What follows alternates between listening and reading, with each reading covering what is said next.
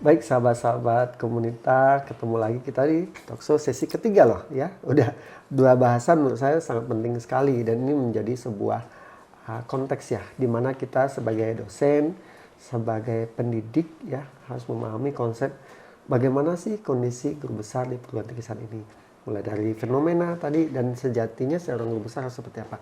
Nah kali ini Pak Lili dengan teman-teman redaktur menemui ya Prof. Umi ya. Ya. Prof. Dr. Umi Narimawati ya, Ya. Dokter SNSI. Ya. Beliau menurut saya, kalau saya sih udah kenal juga sama beliau, luar biasa kalau udah berdiskusi sama beliau. Ya. Tapi yang disorot ya oleh dari redaksi adalah bicara tentang bagaimana menjangkau karir guru besar. Lalu dikasih tanda tanya, tidak sulit. Karena maaf ya Pak Lili, saya sendiri sebagai seorang dosen ngerasa memang saya disindir nih sama tulisannya dari redaksi. Yang ketiga katanya gitu ya, jika dosen yang baru tidak memiliki sikap, minat maupun motivasi, maka dosen itu akan sulit mencapai gelar profesor. Jadi penekanan kepada individu ya. Betul. Waduh, saya bilang gitu ya. Jadi faktor individu yakni masalah minat, sikap dan motivasi. Saya bercermin sendiri, merasa ketampar Pak. Merasa ketampar gitu. Nah, Pak ini gimana nih yang Bapak tangkap ketika ngobrol sama Prof. Umi ya, bicara proses untuk mendapatkan guru besar tersebut. Tadi sini ada kata kunci tidak sulit gitu ya. Nah, gimana apa ya Bapak? Tapi saya udah ketampar duluan Pak. Ya Pak Merija, baik. Jadi yang kami tangkap ya dari beliau ini bahwa pada prinsipnya semua dosen begitu punya kesempatan untuk menjadi guru besar. Ruangnya banyak, peluangnya banyak. Tapi kembali kepada satu tadi sudah disinggung Pak Mer ya. Intinya ya sikap kita sebagai individu dosen ini mau nggak? Artinya mengejar ke sana tentunya dengan requirement yang harus dipersiapkan. Karena tidak kemudian semuanya tanpa proses. Kan begitu ya Pak ya? Nah, proses ini harus disiapkan dari tentunya tadi bahwa aspek tanggung jawab guru besar itu ada 4 tadi. Ya itu harus dipersiapkan. Sedemikian rupa. Itu dari sisi individu.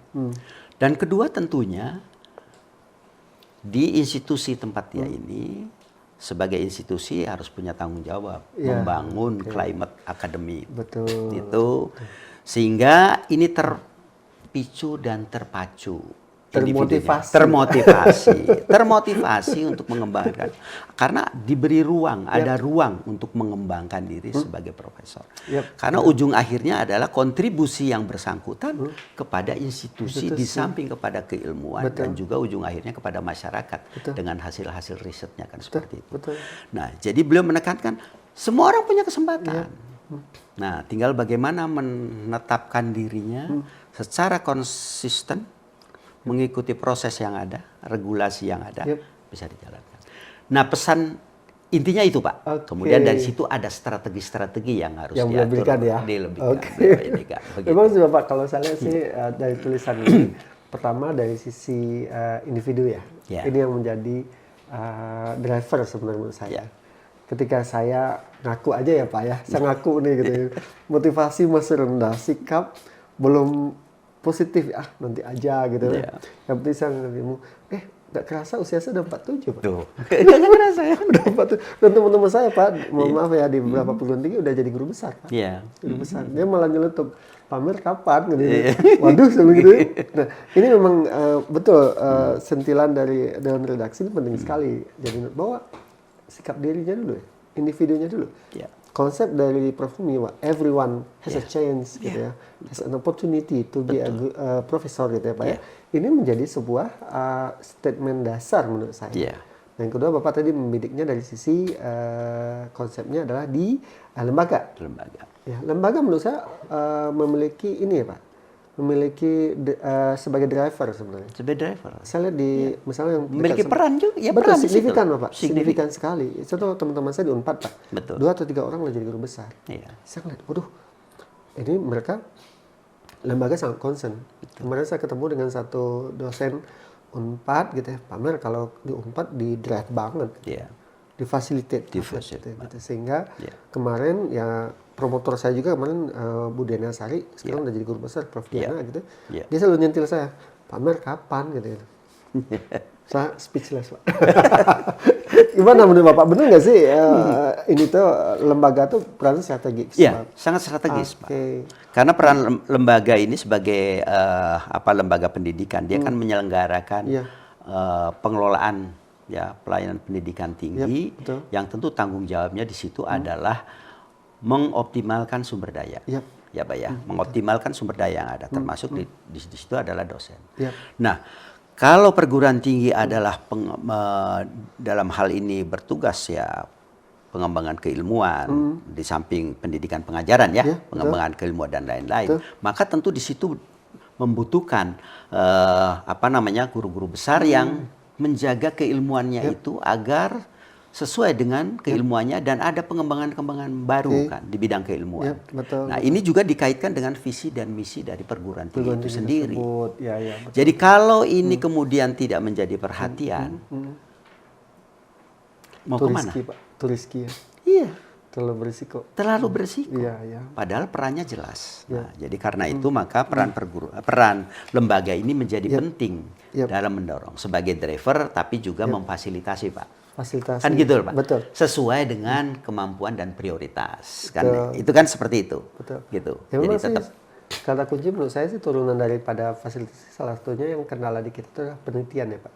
Masuk ke jurnal. Masuk ke jurnal. Itu menjadi isu bagi teman-teman dosen ya Pak. Gitu.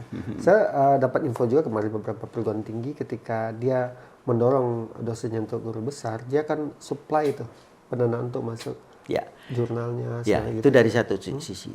Dari sisi lain soal climate ini yang penting Pak. Climate akademik ini penting.